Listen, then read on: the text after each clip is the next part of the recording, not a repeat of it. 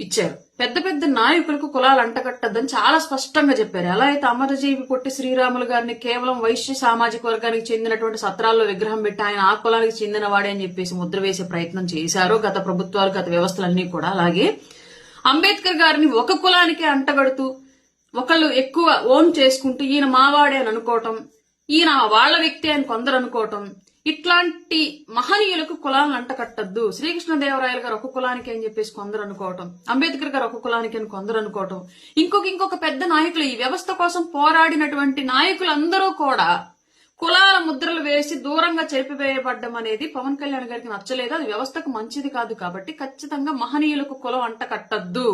అలాగే వ్యవస్థ కోసం పని చేయాల్సిన బాధ్యతాయుతమైన పదవులకు కూడా కులాలు అంటకట్టద్దు అని చెప్పి చాలా స్పష్టంగా చెప్పారు పవన్ కళ్యాణ్ గారు ఈ రోజు. కానీ ఆ విషయం గురించి ఎవ్వరు ఎక్కడ డిస్కషన్ చేయాల. ఇంకొకటి, లంచాలు. ఎస్పెషల్లీ ఈ రోజు ఈ జలధార మిషన్ కి సంబంధించినటువంటి ప్రాజెక్ట్ ని ఇచ్చిన కాంట్రాక్టర్లు కూడా ఎవరో నాకు తెలియదు. కానీ లంచాలు పూర్తిగా నిషేధించిన ఆ శాఖల్లో నాకు పని కావాలి, ఇమీడియట్ గా పనిలో నాణ్యత కావాలి, జాప్యం జరగకూడదు. ఉద్యోగుల దగ్గర నుంచి లంచాలు తీసుకోలేదు కాబట్టి ఉద్యోగుల దగ్గర నుంచి పని ఇన్ టైమ్ లో ఎక్స్పెక్ట్ చేస్తున్నాను.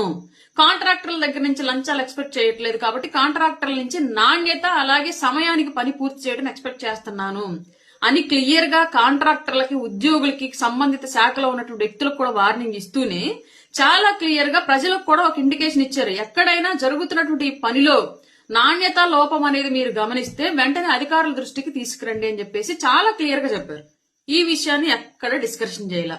అలాగే గత ప్రభుత్వం చేసినటువంటి ఇంటింటికి కుళాయి, ఘర్ ఘర్ కి పానీ ప్రాజెక్ట్ కింద కేంద్రం నుంచి కొన్ని నిధులు ఇస్తే కేవలం వాటర్ కనెక్షన్ ఇవ్వకుండా పంపులు మాత్రమే బిగించేసి ఆ పంపులను చూయించేసి బిల్స్ క్లెయిమ్ చేసుకుని ఆ డబ్బులను దుర్వినియోగం చేశారు. 1,000 కోట్ల రూపాయలు, 100 కోట్ల రూపాయలు. దాని గురించి సరైనటువంటి సమాచారము ఇవ్వకపోవడం వల్లే కేంద్ర ప్రభుత్వం రాష్ట్రానికి ఈ నిధులు ఇవ్వడానికి ఇంత జాప్యం చేసింది. దానికోసం నేను ఎంతో కష్టపడి నమ్మించి ముఖ్యమంత్రి చంద్రబాబు నాయుడు గారి ద్వారా కూడా కొంత సమాచారాన్ని సేకరించి కేంద్రాన్ని ఇద్దరం కలిసి ఒప్పించి నిధులు తీసుకువచ్చాము. అందుకే ఇంత పారదర్శకంగా ఇందులో పనులు జరగాలని చెప్పేసి కోరుకుంటున్నామని చెప్పేసి చాలా అంటే చాలా స్పష్టంగా ఈరోజు పవన్ కళ్యాణ్ గారు మాట్లాడారు. ఆ విషయం గురించి కూడా ఎక్కడ డిస్కషన్ జరగల. అలాగే తెలంగాణలో ఉన్నటువంటి కొండగట్టు ఆంజనేయ స్వామికి సంబంధించినటువంటి దేవాలయ ప్రాంతంలో మాల ఎవరైతే ఇరుముడి చెల్లించి మాల విసర్జన చేసే వాళ్ళు ఉన్నారో వాళ్ళ కోసం కొన్ని భవనాల నిర్మాణం జరగాలి అని చెప్పేసి కొందరు ఆయన వద్దకు వచ్చి చెప్పినప్పుడు టీటీడీ నిధుల నుంచి ఆ కొండగట్టు ప్రాంతంలో భవన నిర్మాణానికి నిధులను రిలీజ్ చేయించడానికి సహకరించిన ముఖ్యమంత్రి గారికి, ఆంధ్రప్రదేశ్ ముఖ్యమంత్రి చంద్రబాబు నాయుడు గారికి, అలాగే కొంతమంది ప్రభుత్వ పెద్దలకు కృతజ్ఞతలు తెలియజేస్తూ ఈ విషయాన్ని రెండు రాష్ట్రాల మధ్య కొంతమంది సోషల్ మీడియా వేదికగా కొంత తప్పుడు భాషలు మాట్లాడుతూ ఉన్నారు. మా రాష్ట్ర నిధులు మీరు ఎందుకు వాడుకుంటారని చెప్పేసి అని మాట్లాడుకుంటూ ఉన్నారు. మనం తెలుగు వాళ్ళం విడిపోయేటప్పుడు విద్వేషాలతో కొందరు రాజకీయ శక్తుల కుట్రపూరితమైనటువంటి ప్రాసెస్ ద్వారా విద్వేషపూరితమైనటువంటి విభజన కొంత జరిగింది. దాని ద్వారా కొందరు నష్టపోయాం. కానీ ఇప్పుడు మనం అధికారంలో ఉన్నాం కాబట్టి మన తెలుగు వాళ్ళు మనం సహకరించుకోవాలి అని చెప్పేసి అంటూనే మతం ఎక్కడున్నా, ధర్మం ఎక్కడున్నా ప్రాంతాల వారీగా విభజించబడకూడదు. ఆ ధర్మం అక్కడ హైందవ ధర్మం, ఇక్కడ హైందవ ధర్మం, మనం సహకరించుకోవాలని చెప్పేసి చాలా అంటే చాలా స్పష్టంగా చెప్పారు. తెలుగు వాళ్ళం, భారతీయులం ప్రాంతాల వారీగా దూరంగా ఉన్న ధర్మాల వారీగా కలిసి ఉండాలని చెప్పేసి చాలా స్పష్టంగా చెప్పారు. దీని గురించి ఎక్కడ డిస్కషన్ జరగల. అలాగే రాష్ట్ర వ్యాప్తంగా జరుగుతున్నటువంటి యాక్సిడెంట్లకు సంబంధించి ఇచ్చినటువంటి నివేదికలో 70% యువత వల్లే, వాళ్ళు నడుపుతున్నటువంటి ర్యాష్ డ్రైవింగ్స్ వల్లే యాక్సిడెంట్స్ జరుగుతున్నాయి, వేలాదిగా ప్రాణాలు పోతున్నాయి అని చెప్పేసి వాళ్లకు కూడా ఒక రిక్వెస్ట్ పాస్ చేశారు. దాని గురించి ఎక్కడ డిస్కషన్ జరగల. అలాగే మహిళలకు సంబంధించినటువంటి ఎంఎస్ఎంఈ లోన్ల ద్వారా మహిళలకి ఉపాధి కల్పన చేయడము, అలాగే రక్షణ కల్పించడం, ఆర్థిక భరోసా అండ్ ఆర్థిక స్వాతంత్రం కల్పించడం అనే అంశాల మీద పెద్ద ఎత్తున కసరత్తు జరుగుతోంది. దీనికి సంబంధించి ఎక్కడ డిస్కషన్ జరగల.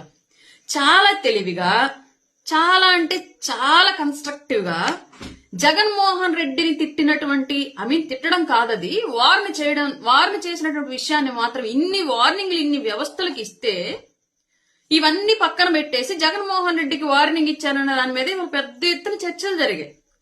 ఆఖరికి సొంత క్యాడర్ కూడా, జనసేన క్యాడర్ కూడా జగన్మోహన్ రెడ్డికి వార్నింగ్ ఇచ్చినటువంటి విషయాన్ని పర్టికులర్లీ సోషల్ మీడియా వేదికగా తిప్పుతున్నారు. ఏంటి దౌర్భాగ్యం?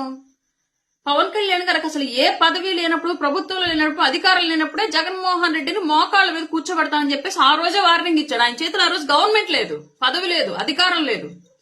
అధపాతాలను తొక్కుతానని ఆ రోజే వార్నింగ్ ఇచ్చారు, తొక్కి చూయించారు. ఇవాళ అధికారంలో ఉన్నప్పుడు మాట్లాడడం పెద్ద విషయం కాదు కదా, దాన్ని ఎందుకు తిప్పుతారు మీరు? ఇది కాదు కదా సామాన్యులకు కావాల్సింది, ఇది కాదు కదా ఓటర్కి కావాల్సింది. పవన్ కళ్యాణ్ గారు ఇవాళ 3,050 కోట్ల రూపాయల పథకాన్ని తీసుకొచ్చి దాదాపు 23 నియోజకవర్గాలకి 68 లక్షల మందికి సంబంధించిన తాగునీటి సమస్యను తీర్చారు. అపర భగీరథుల్లాగా ఈరోజు వర్క్ చేశారు ఆయన. కాటన్ ద్వారా ఒకప్పుడు నిర్మించినటువంటి ఆనకట్టల ద్వారా గోదావరి జిల్లాలకు తాగునీరు, సాగునీరు వచ్చి సస్యశ్యామలమైతే, తర్వాత పెరిగినటువంటి అడ్డగోలు పారిశ్రామికీకరణ, పరిశ్రమల కాలుష్యము, అలాగే ఆక్వాకల్చర్ వల్ల విపరీతమైనటువంటి పొల్యూషన్ జరిగినటువంటి మంచినీటి పొల్యూషన్ వల్ల ఇబ్బంది పడుతున్నటువంటి ప్రజలకు ఇవాళ మళ్లీ తిరిగి నవయుగ కలియుగ కాటన్ దొరలాగా ఈ రోజు వాటర్ తీసుకొచ్చారు పవన్ కళ్యాణ్ గారు. ఇది ఆయన చిత్తశుద్ధి వల్ల సాధ్యమైంది. ఆ విషయాన్ని ఎక్కడ తీసుకెళ్లా. అలాగే 4,000 కిలోమీటర్ల బీటీ రోడ్లు వేశారు పవన్ కళ్యాణ్ గారు వచ్చాక, ఆ శాఖల ద్వారా కేంద్రం నుంచి నిధులు తీసుకొచ్చి. దాని గురించి ఎక్కడ డిస్కషన్ తీసుకెళ్లరు గట్టిగా. 1,00,000 ఫార్మ్ ఫండ్స్ కట్టారు, దాని గురించి ఎక్కడ తీసుకెళ్లరు. 2,500 మినీ గోకులాలు కట్టారు, దాని గురించి ఎక్కడ తీసుకెళ్లరు. 8,000 కిలోమీటర్ల బీటీ రోడ్లు వేశారు, దాని గురించి ఎక్కడ తీసుకెళ్లరు. రకరకాలుగా ఆయన ఈ రాష్ట్రానికి కేంద్రం నుంచి ఏ స్థాయిలో నిధులు తీసుకొచ్చి డెవలప్మెంట్ చేసి చూపిస్తున్నారో ఆయన స్వార్థం చూసుకోకుండా, అన్ని రకాలుగా ఆయన తగ్గి ఎంతమంది రెచ్చగొడుతున్నా పట్టించుకోకుండా, ఒక మునిలాగా యజ్ఞం చేస్తున్నటువంటి ఒక రాజులాగా తన యజ్ఞ ఫలం ఏదైతే ఉందో ప్రజలకు చెందాలి అన్నట్లుగా చుట్టూ ఎంత అవకతవకలు ఏర్పడుతున్నా పట్టించుకోకుండా ఆయన పని ఆయన చేసుకుంటూ వెళ్ళిపోతున్నారు పవన్ కళ్యాణ్ గారు.